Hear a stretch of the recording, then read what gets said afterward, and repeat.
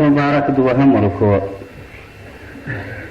حق تعالی جل جلاله په شان کې د یو خاص واقعې د یو خاص حادثې دغه رکوع مبارکه و رسول الله صلی الله علیه وسلم ته راستولې و نازله کړې ده چې هغه تقریبا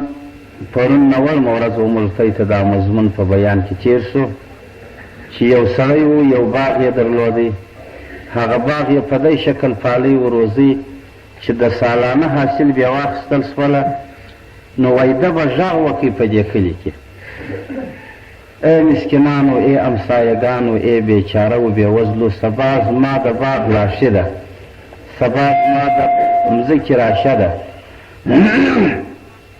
سبا زما د پلانکي ټوکره د دې مځکې حاصل دی هر څوک راتللی سي او د هر چا سره کومک کېدلی شي بس غږ بیا وکړي نو یار چې وخت د مسکینۍ شي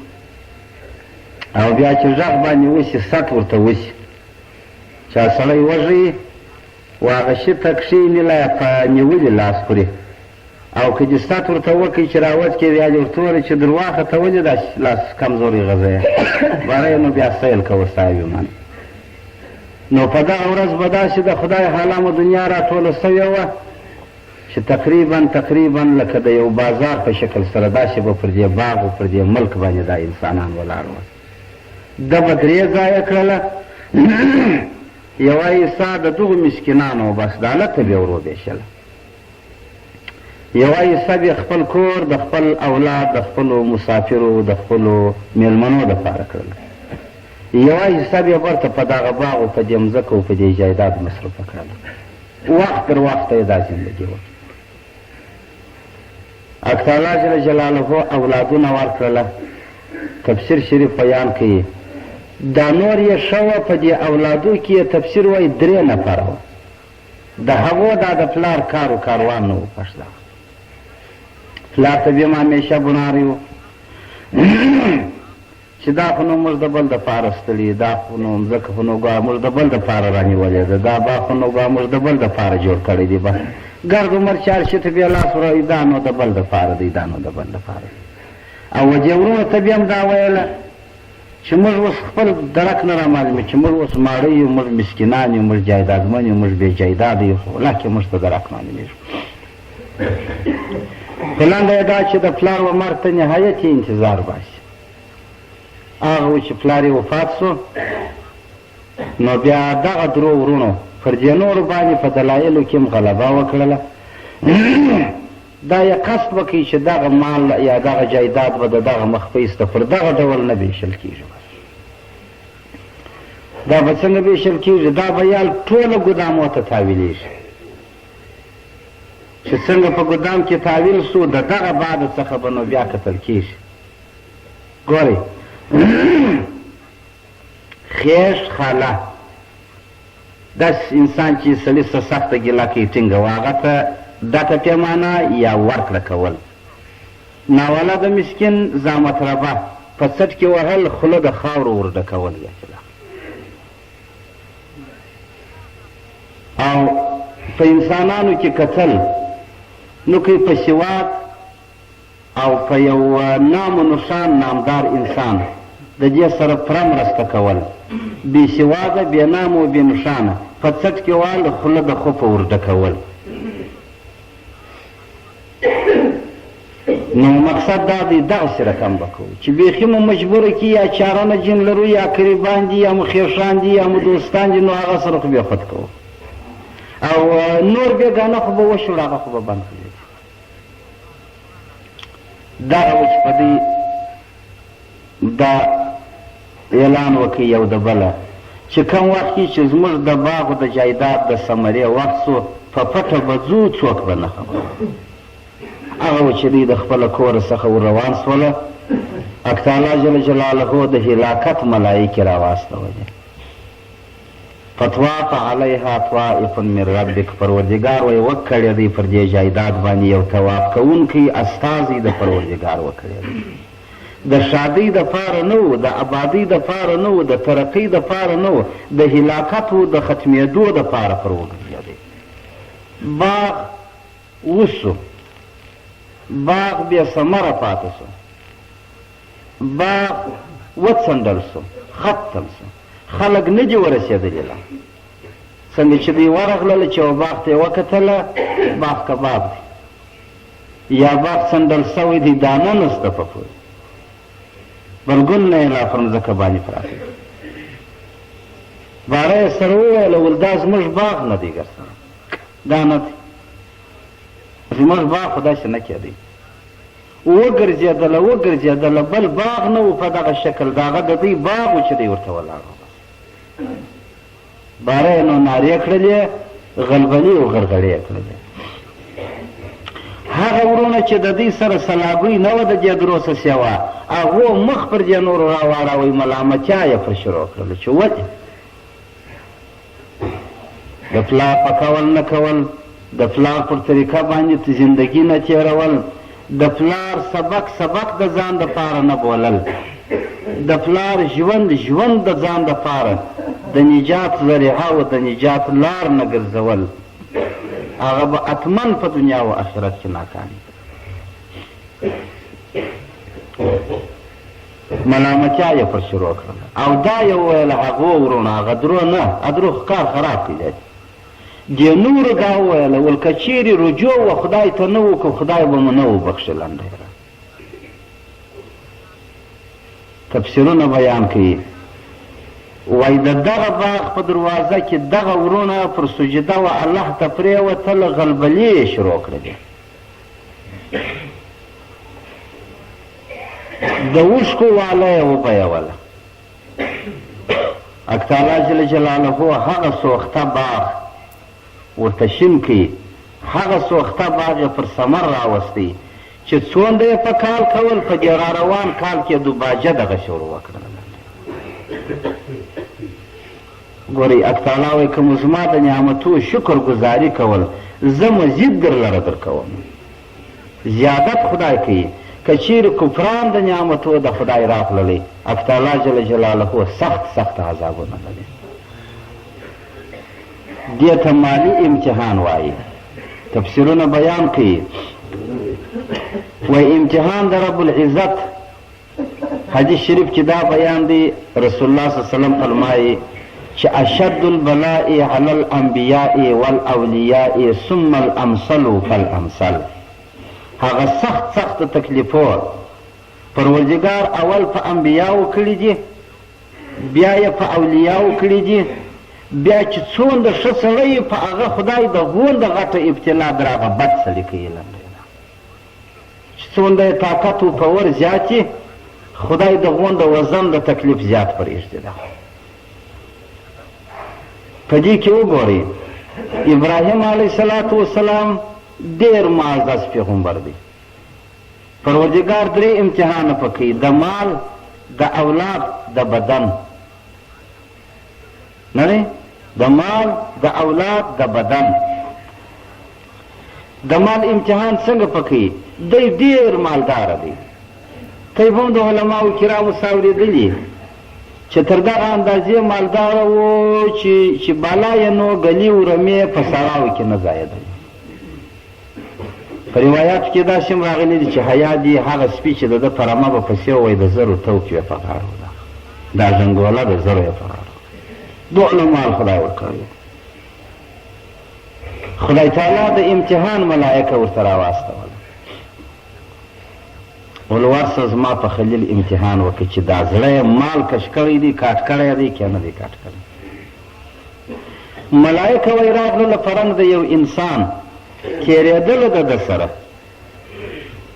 یوه پلا یې وایي داسې وویله چې سبحان الملک القدوس دې ملائکې وویله دا کلمه په یو ډېر ښایسته اواز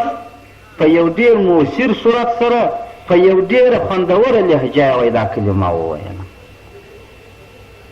و ابراهیم علیه السلام چې ډېر خوند ورکوي ګورئ د ملایکه راغلی د امتحان دپاره فرنګ د انسان ده د لاروي په شکل تېرېږي دا ذکر یې ووایه ده چې ډېر خوند ورکوي تاثیر یې باندې وکړي باره یې غږ باندې وکړي ول سړی هغه ورته وویل ها باره یې ورته وویل تیار ودرېږه هغه چې ودرېدی دی ور ولاړ شو روغبړ یې ورسره وکړي ملاقات یې ورسره وکړي بارې ویل چې دلته تېرېدې دا دې څه شي وویله؟ ده ورته ویل دا مې د پروردګار یو ذکر ووایه. ګورې خدای امتحانوي، په ما و تا م امتحان کوي. یقین دی نه دی چې امتحانونه نه اوس سړی وایي ځه شکر کې هغه د مخه خلاص شوي دي، ځه ګرانه خلاص شوي دي شکر کې، یا نه دي خلاص شوي. ګړی په ګړي د امتحان ګاټ ماتېږي، بس پر انسانانو باندې را نقل کېږي. نو باره ورته ویل دا مې د خدای د یو نوم واخیست، یو تشبیه مې وویل. ده ورته ویل چې یې پلاله راته ووایه څنګه خوند یې وکړي. ملایکې ورته ویل یا ول نو ول دا چې ته څونه مال لرې، که موړ یې که مسکین یې هغه درکو دي خدای ته معلوم دی، چې څونه مال لرې ستا د مال یوه درېیمه حصه به ما ته راکړي. یو روایت وایي نیمه حصه به ما ته راکړي. ده څه ورته ویل؟ ول نیمه دې در تا قربان شي، یار ته د هغه د خدای نوم په دغسې لهجه سره ما ته رایاد کړي. رحمان بابا وایي وایي د الله نوم که په بها وی نو به وایي د بډایانو، نو به د مړو په کور کې څه ډول ذکرونه کېدلی. مسکینان خو ارامو پر دې تړ ورته ګرځېدلی، خولې بې وچې نیولې وای، شي ته بیا نه سوای وروړلی. مګر د الله نوم چې بې بها دی ولې نه بولي خوارانو. یقین دا دی چې د خدای نوم چې موت کله ژدي، د خدای بیان موت کله ژدي، نو ولې مسکینانو ماړه دواړه خو دواړه مسلمانان دي د پتن په شان ځان نه کبابوي.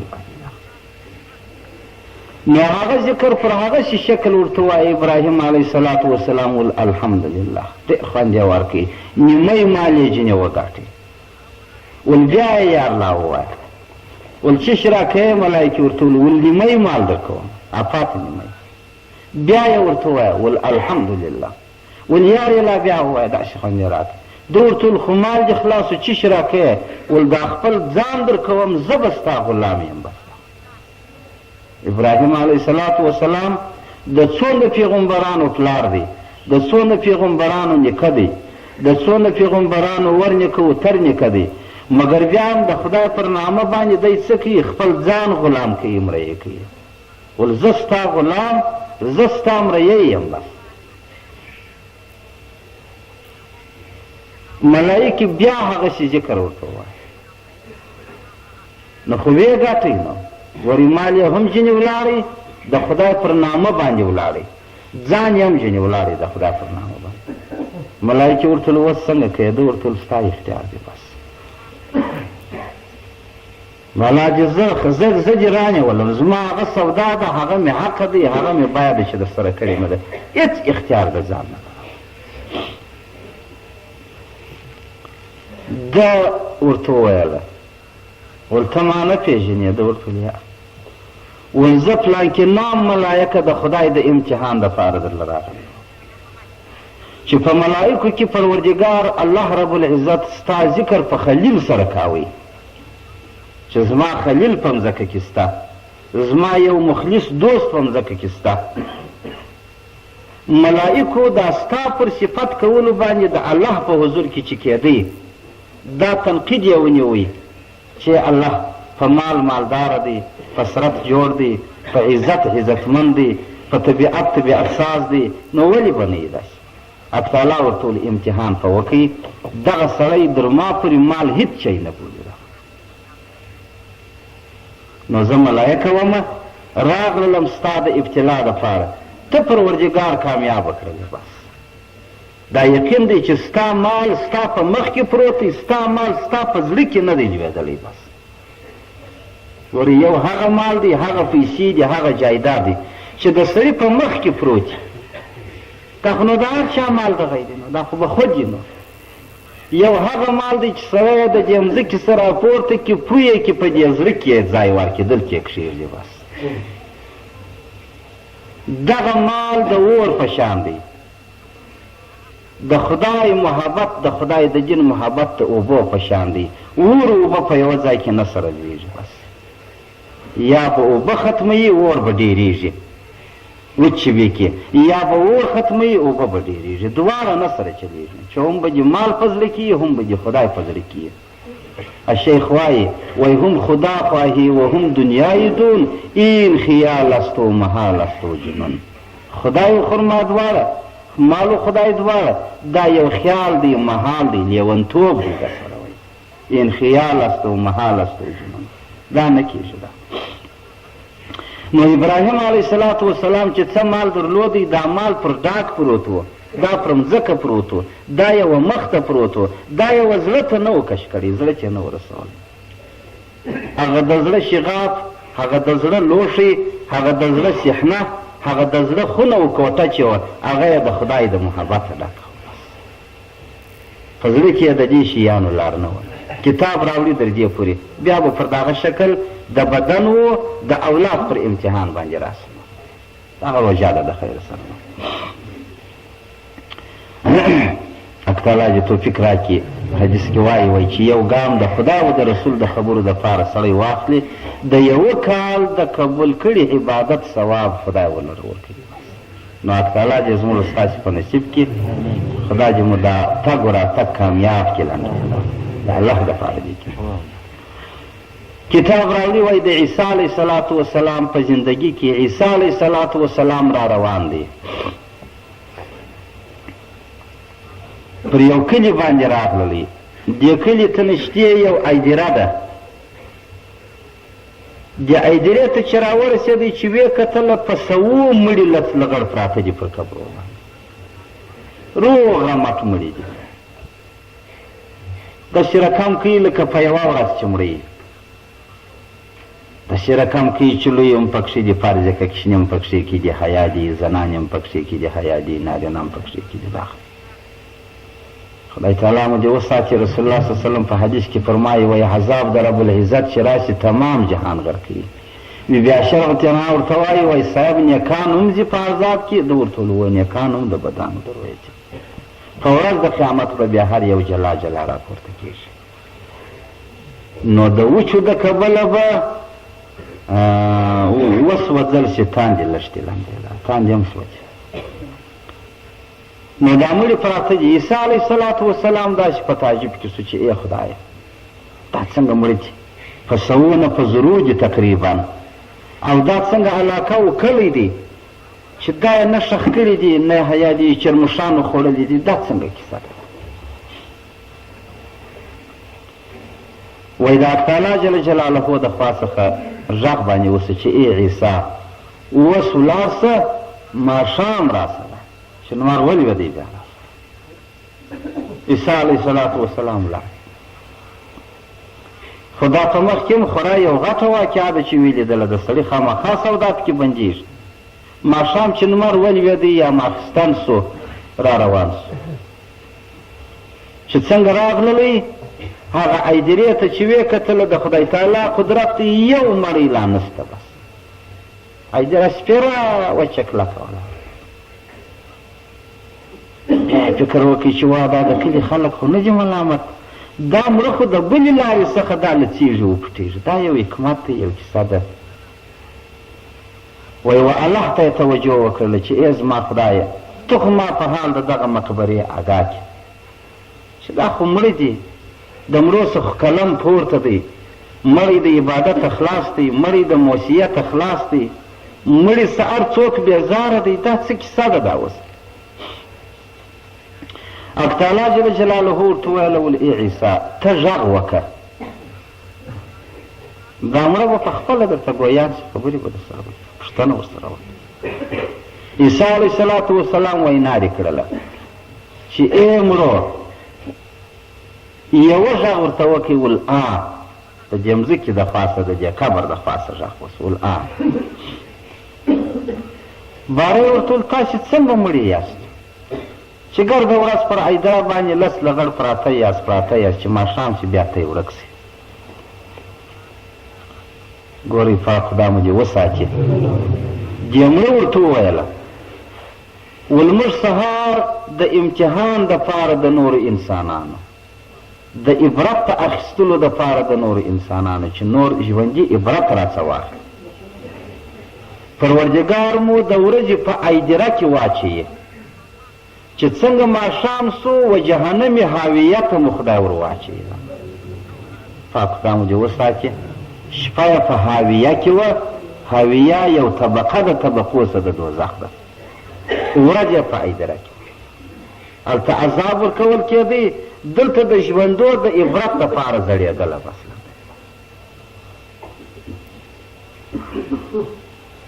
نو بیا و عیسی علیه السلام پوښتنه ځینې وکړله چې ته خو ډېر واست، اوس غږ یو دی دا ولې؟ ده ورته وویله ول د دې نورو ټولو خولې پروردګار ملایکې ورته درولي دي چې د سرو سکروټو یې ورډکې کړي دي. الله مو دې وساتي چې خولې د سرو انګارو ډکې ولاړې دي، نشي غږېدلی. مګر یو زه ول په شونډانو خدای زړولی یم. بس په شونډانو خدای زړولی یم، د دې سره نه یم. نو عیسی علیه الصلاة وسلام ورته ولي د دې سره داسې دي ستا سره داسې دي. ده ورته وویله ول زه د دوی ناستګویه وم، دوی وارو نه وم.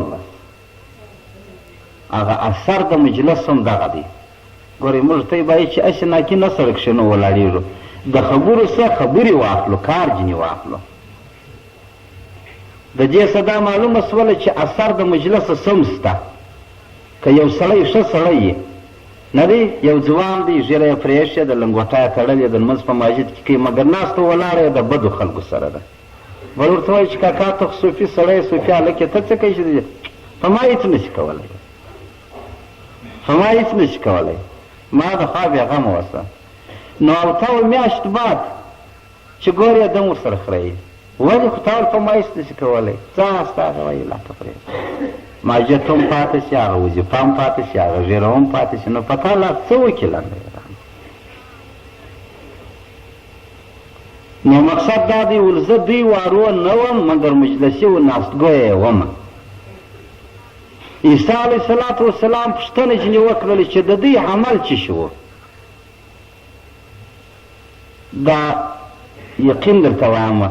په کتاب کې دا بیان راوړی دی، کې بل شی یاد کړی دی چې عیسی علیه السلام وایي د دوی عمل څه شي و چې دا ډول خدای ورسره کوي. وایي دوی د مال سره داسې محبت درلودی لکه کشنۍ چې حیا دي د مور د تیو سره لږ. دا مال یې و زړه ته اچولی چې څومره دې دنیا و زړه ته لویږي، یقین وکړه الله مو دې وساتي دغو نه سړی د خدای څخه بېګانه کېږي. پیغمبرانو چې داسې ټکرې ورکړي دي، صحابه کرامو چې داسې ټکرې ورکړي دي، و غټو غټو انسانانو چې ټکرې ورکړي دي. دا معنا ده. نو د دغه رویه مالي امتحان هم خدای په انسان کوي. لنډه ده چې ما د مخه درته ویلي چې 3 امتحانه دي، یو د مال دی، یو د بدن دی، یو د اولاد دی. د مال امتحان پروردګار په ابراهیم علیه السلام وکړي کامیاب شو. د مال امتحان پروردګار په دغو خلکو وکړي چې دا د وخت د عیسی علیه الصلاة وسلام ناکامه شوله. ناکامه ځای چې شوله حاویه و ایدره، دا یې ځای. او دوهم امتحان په ابراهیم علیه الصلاة وسلام پروردګار د اولاد وکړي. یوه شپه یې خوب په ولیدی ول زوی حلال کړ. د چې سا راکښېنستی د ځانه سره یې سوچ وکړي چې دا قتل د بنده خو ډېر غټ کار دی. آیات کریمه کې راغلي دي پروردګار وایي که څوک یو مؤمن په قصد قتل کې فجزاؤه جهنم خالدن فیها، ځای به جهنم یي، زمانه زمانه به دی پکښې کېږي. او تعالی وایي دومره ګناه یې وکړله فکأنما قتل الناس جمیعا، لکه د ټولې مځکې د مخ انسانان جمله کې دومره ګناه یې وکړله. ځکه چې د یوه انسان څخه یو ځای د انسانانو جوړېدلی شي. لنډه ده نه دی د یوه انسان څخه یو ځای د انسانانو. نو د دغه رویه څخه د ابراهیم علیه الصلاة وسلام دا خوب رحمانی نه وبالی. وایي 100 پسونه یې حلال کړل. یو روایت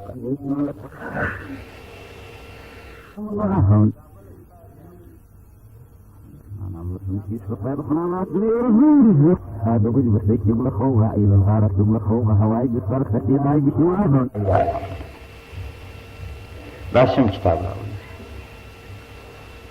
مګر دا یقین سو چې دا خوب رحماني دی شیطاني نه دی. ګورې بیا د خپله زویه سره صلاح وکړله ول زویه ده ورته ول ها ول اني ارا فی المنام اني اذبحک ول زه خو تا دا راښکاره شوله په خوب کې چې زه تا حلال کړم. هغه ورته وویل ول بابا ته خو پیغمبر یې د پیغمبر خوب خو وحی دی د خدای د خدای وحی ته زما غاړې در هر څه نازکې وپشتېږي. ول بابا مشوره مه را سره کوه دغسې زوی نو رشته هم دا دی خوند کوي.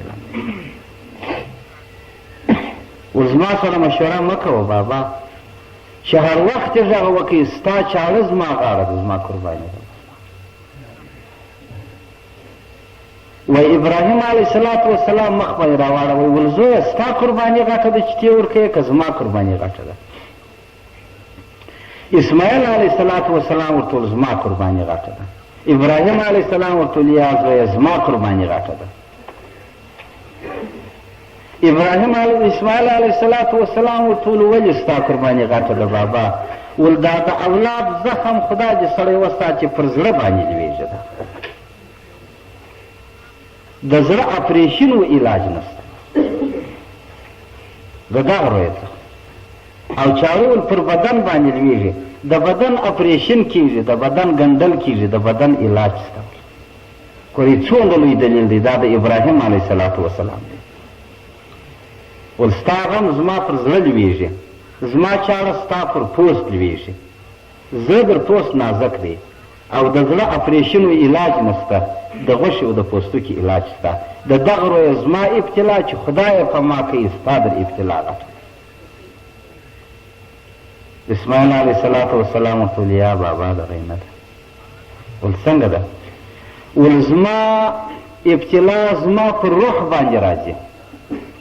ستا ابتلا ستا پر اولاد باندې راځي. د اولاد په ځای کې د یوه په ځای کې بل درېدلی شي د روح په ځای کې بل روح نشته چې بیا دې راشي. زه پر مخ باندې ځم نړېږم پاتې عوض و بدل راتلی شي په دې دنیا. دا د بل پیغمبر دلیل دی. نو هغه و چې بیا یې اسماعیل علیه السلام په هغه ناز و نواز ساتلی و پاللی د خپله موره څخه بېل بیا یې روان کړي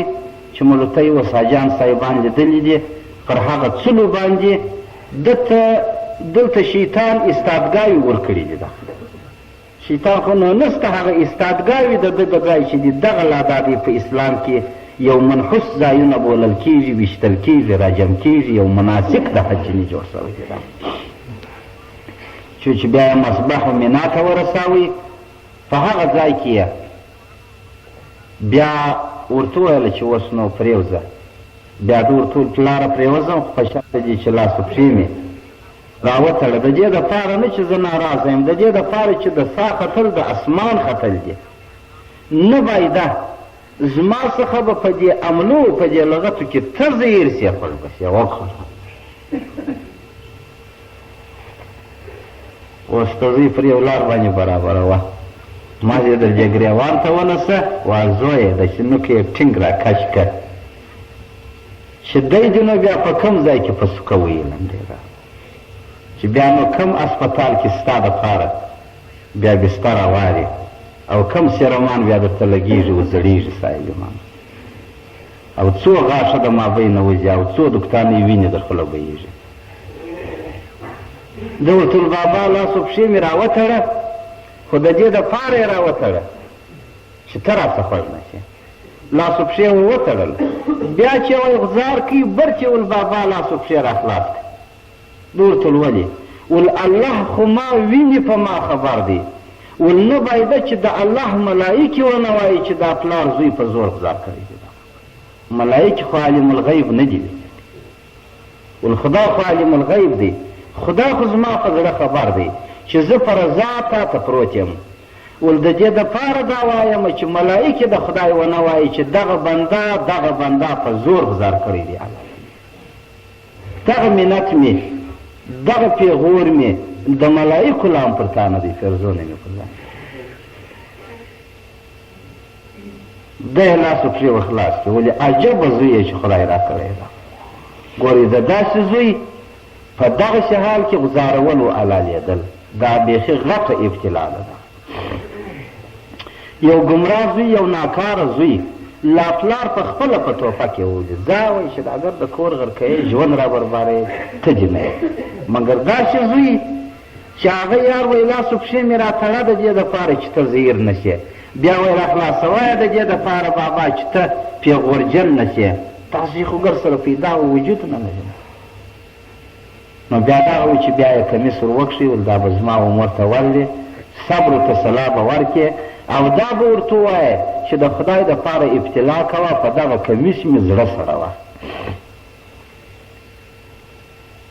او وده کې څو وصیتونه وکول پلاره زما د مرګه بعد به زما د مور سره داسې کوې زما د مرګه بعد به د خدای د مخلوقه سره داسې کوې زما د مرګه بعد به زما د امزولو سره داسې کوې داسې وصیتونه یې ورته وکړل او دا یې ورته ویله چې پلاره ما به پړ مخې غزار کې چې خلک د کرنکې د خوا حلالیږي ستا دا خو د پلار مهرباني ده نه باید دا شفقت چې راباندې رانشي ما د څټ د خوا حلال کړه چې مخ مې نه وینې نو به دې زړونه راباندې سوځل کېږي او چاړه دې ښه تېره که نه باید چې بیا ستاسو ډېر وخت وانخلي ډېر وخت ونه غواړي د ډېر وخت د تېرېدو موسم ستا نه دی لنډی دا ستا غذا دی چې په پټو سترګو یې داسې کې بس بیا ته د ډېر وخت د قرار او د استقرار نه یې پر دې ځای باندې ځکه چې د اولاد وینه د اولاد لمبه د اولاد کتل ولیدل ډېر یو مهم کار دی نو بیا ابراهیم علیه السلام ورته ویل زویه چې ته وایې هغه یې در سره کوم بیا یې کمیس چې نیوکښی هغه د ده معزز بشر یې لڅ کړي بس کتابونه بیان کوي د کیسو وایي د ده پر لڅ بدن مبارک باندې د اسمان ملایکو پر سترګو لاسونه ونیول حیا ورته ونیول ول ای خدایه دغه منور بشر چې د پیغمبرۍ په چوکات کې دننه دی را روان دی الهي پروردګاره ستا د امتحان دپاره لڅ شو حتی ملائکو هم اوښکې د اسمان پر توی کړي نو بیا هغه و چې دی پر مخې غزار کوي چاړه یې راواخیستله د ابراهیم علیه السلام په وس یې تېره کړله بیا یې پر دې نیمه غاړه و څټ باندې ور کښېښوله چې هر څو حرکت یې ورکړي د خدای په حکم سره د چړې مخ پر واوښتی نه پرې کېدله دغه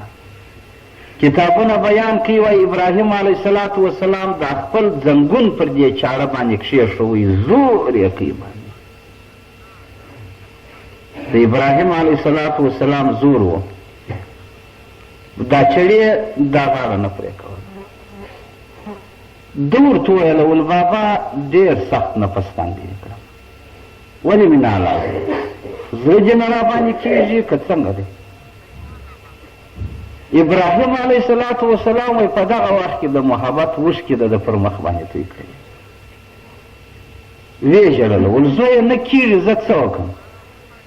چې زما څه زور دی هغه زور مې ټوله کار کوي او چاړه مې پڅ هم نه ده راخیستې ډېره سخته تېره نو یې دا چاړه وایي وغورځوه و دې چړې چې دا وویله چې ملا دې ماته سه زما په درد و تلوار نه یې خبره که چیرې زما په درد و تلوار خبره وایي چې زما په زړه کې څومره درد پروت دی او زما په زړه کې څومره تلوار پروت دی نو بیا به دې په هوا کې هم غاړه د ده پرې کړې وای او ته د څه مساله یې چې دغه موقع ونه وایې د خدای د امتحان ګړی نو بیا دې زه څه کوم پر خټکي و هندوانه باندې تېری بس وایي په دغه وخت کې چړې غږ باندې وکړي چې اور د سوځلو دپاره پیدا کړی و خدای ته چې ور واچولې نمرود ولې نه سوځلې ګورې ابراهیم علیه السلام ته دا چاړه ګډه شوه ده ورته وویله و هغه ورته خو خدای حکم کړی و چې یا نارو کوني بردن و سلاما علی ابراهیم چې ای اوره سوړ سالم شه دې چړې ورته وویله ورته بیا یوه پلا ویلې و ما ته پروردګار اویا واره دغسې وویله چې پرېږده نو زه ستا حکم یوسم که د خدای تعالی حکم یوسم ګورئ برته ابراهیم علیه السلام ور ولاړ شو ول پر تا که د خدای حکم دی پر ما هم د خدای حکم دی پرېږدم جنه چې په تا یې حلال نه کړم بس اوس نو د چړې و د ابراهیم علیه السلام سره دعوه ده اسماعیل علیه السلام په مابین کې پروت دی کرار تسلیم ورته پروت دا نه غواړي چې وغورځي چې ځه بابا ته یې نو نشي حلالولی زه خو نو به ستا میاشت نه درته پرېوځم بیا چې مې ټینګوې یا مې بیا پیدا کوې ګوره چې زه په کومو ښارو کې ګرځم لړمنجې وله چې راپسې شوي یا دی پروت ابراهیم علیه السلام بیا راکش په چاړه ول پرېږدم چې نه زه په یو سخته ابتلا کې لوېدلی یم وایي په دغه وخت کې د پروردګار جل جلاله رحم راغلی چې دا زما خلیل دی در هغه ساعته پورې یې نه پرېږدي چې د خلق و مقام ته ځان ونه رسوي او خدای تعالی ول زه نه غواړم چې د ده غاړې پرېږدي اوس څنګه کوې نو یې حق و چې جبرایل علیه الصلاة وسلام ته وسه د جنت هغه څرېدلې پسه راوړه دا په غاړه کې ورته په مخ کې ورته وغوړوه د ده سترګې پټې دي دی د پسه و د زوی فرق نشي کولی ولې یقین دا دی دا یوه روژه مو ته څه ډول په سر ونه شي نو خدای تعالی مو دې وساتي دا سخت امتحان خو بیا بیخي حق تعالی و جبرایل علیه السلام ته د پسه و د زوی فرق نشته پر د دی اخیستی دی او چاړه نه یې لکوي زوی نه پرېږدي ورسه د دغه په ځای کې ورته پرېږده هغه و چې څنګه دا پسه راورسېدی اسماعیل علیه الصلاة وسلام جبرایل علیه السلام د ده د لاسو څخه وکښېدی نه په پوهېږي پسه یې ورته غذار کوي ارام پسه ورته پرېوتی دی نه په پوهېږي اخر یې د ډېره جوشه نارې کړله ابراهیم علیه السلام پر دې چاړه باندې ول الله اکبر الله اکبر خرې سو پسه حلال سو وینه هلته وغورځېدل د ابراهیم علیه الصلاة وسلام دا یقین سو چې زوی مې حلال کړي زه پر چاړه غښتلی سوم حضرت جبرائیل علیه الصلاة والسلام غږ پر وکړي لا اله الا الله والله اکبر څوک چې دغسې امتحان په چا کوي هغه خدای دی بل څوک یې نشي کولی حضرت اسماعیل علیه الصلاة والسلام د پلار د زړه د تسلا دپاره غږ پر وکړي الله اکبر ولله الحمد څوک چې دغسې فتیه و عوض د چا په ځای کې ورکوي هغه خدای دی بل څوک یې نشي ورکولی او د جنت سفسه راوستل د ده پر ځای پرې ایستل د ده پر ځای حلالېدل څوک کولی شي خدای یې کولی شي بل څوک یې نشي کولی د بدن امتحان یې هغه دی موږ ته ټول ته معلوم دی چې نمرود په اور کې غورځولی دی په اور کې دی کامیابه سوی دی خدای هغه اور پر ده باندې ګل باغ و ګلزار جوړ کړی دی ناوخته شو بسم الله